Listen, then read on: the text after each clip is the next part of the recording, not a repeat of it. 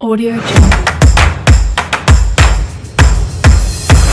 Audio Jungle. Luhut Binsar Panjaitan adalah Menteri Koordinator Bidang Kemaritiman Indonesia periode 2019 hingga 2024. Ia juga menjabat sebagai Kepala Staf Kepresidenan Republik Indonesia sejak 31 Desember 2014 hingga 2 September 2015.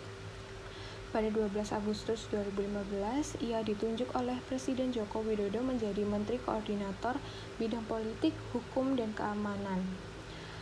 Dalam reshuffle Kabinet Kerja Jilid 2 pada tanggal 27 Juli 2016, dia diangkat menjadi Menteri Koordinator Kemaritiman menggantikan Rizal Ramli. Lalu pada tanggal 15 Agustus 2016, Joko Widodo kembali menunjuk Luhut Binsar Panjaitan yang juga menjadi Menko Maritim untuk menjadi pejabat sementara atau PLT, Menteri Energi dan Sumber Daya Mineral.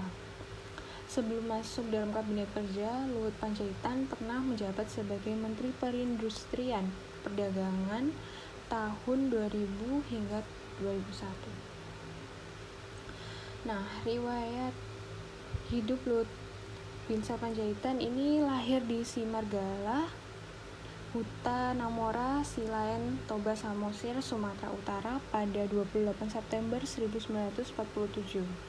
Ia merupakan anak ke-1 dari 5 bersaudara pasangan Bonar Panjaitan dan Siti Frida Naiborhu. Ia menikah dengan Devi Simatupang dan memiliki 4 anak, yaitu Paulina, David, Paulus, dan Kerry Panjaitan. Pendidikan menengah ia selesaikan di SMA Penabur Bandung. Disinilah ia kemudian menjadi salah satu pendiri Kesatuan Aksi Pelajar Indonesia atau KAPI yang menghimpun pelajar dan mahasiswa menentang Orde Lama dan PKI.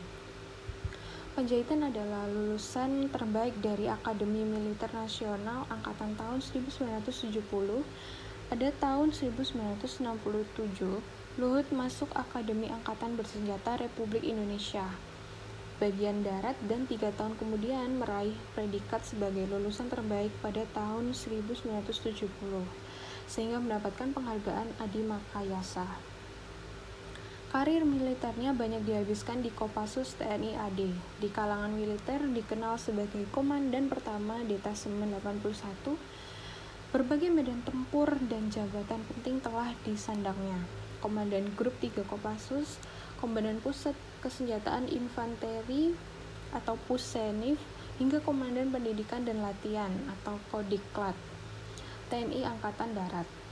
Ketika menjadi perwira menengah, pengalamannya berlatih di unit-unit pasukan khusus terbaik dunia memberinya bekal untuk mendirikan sekaligus menjadi Komandan Pertama Detasemen 81 atau sekarang SAT 81 atau Gultor, Kesatuan Baret Merah Kopassus, menjadi salah satu pasukan khusus penanggulangan terorisme terbaik di dunia.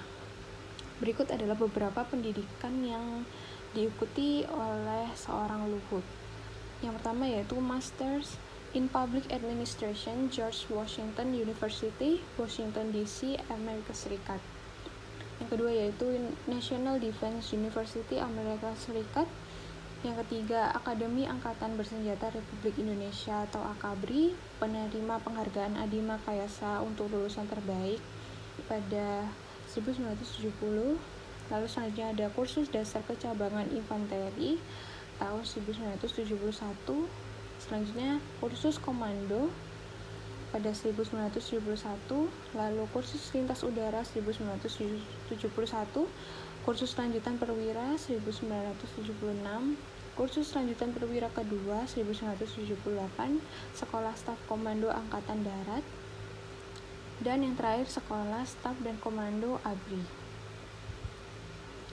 Pada tahun 1999, Presiden B.J. Habibie mengangkatnya menjadi Duta Besar Republik Indonesia untuk Republik Singapura di era krusial awal reformasi.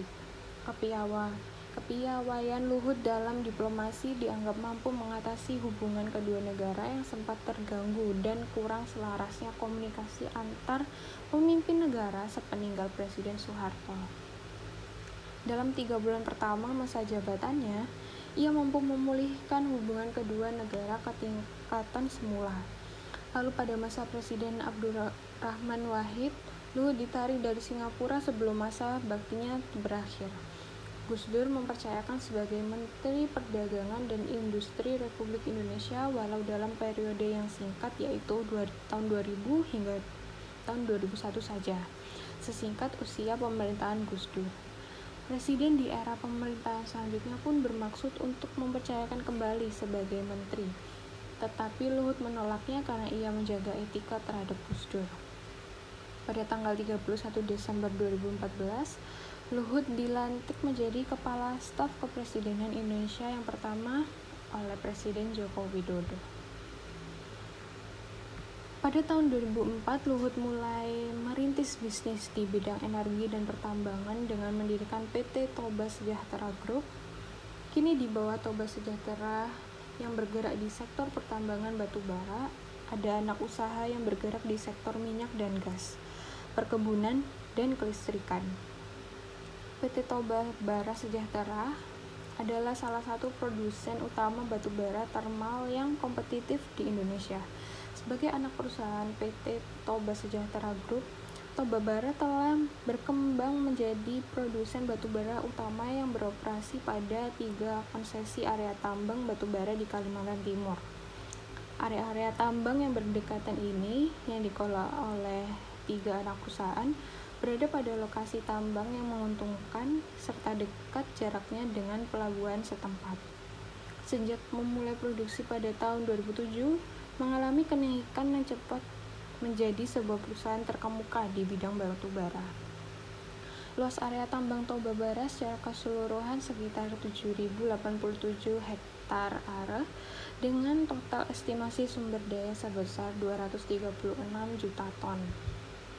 Pembangunan pertama pada aset Greenfield dimulai dengan PT Indomining pada tahun 2007, diikuti dengan PT Adimitra Baratama Nusantara pada tahun 2008, kemudian pembangunan PT Trisensa Mineral Utama dimulai pada tahun 2011. Berikut adalah bintang jasa, tanda kehormatan, serta penghargaan yang diperoleh oleh seorang Luhut Binsar Panjaitan, yaitu ada Ernst & Young Entrepreneur of the Year untuk kontribusi pada pengembangan sosial tahun 2011, penghargaan dari Komite Olahraga Nasional Indonesia sebagai pembina olahraga terbaik nasional tahun 2006, Komandan Reserve Militer dan Rem terbaik se-Indonesia tahun 1995, tanda jasa militer, kesetiaan 8 tahun, kesetiaan 16 tahun, bintang Kartika Eka Paksi Prestasi dan bintang Kartika Eka Paksi Nararia. Adi Makayasa sebagai lulusan terbaik Akabri bagian darat pada tahun 1970, bintang Yuda Dharma Nararia, bintang prestasi Kartika Eka Paksi 3, Satya Lencana Nararia 3, Satya Naya Kesetiaan, Satya Lencana Gom Dharma. Audio Jungle. Audio Jungle.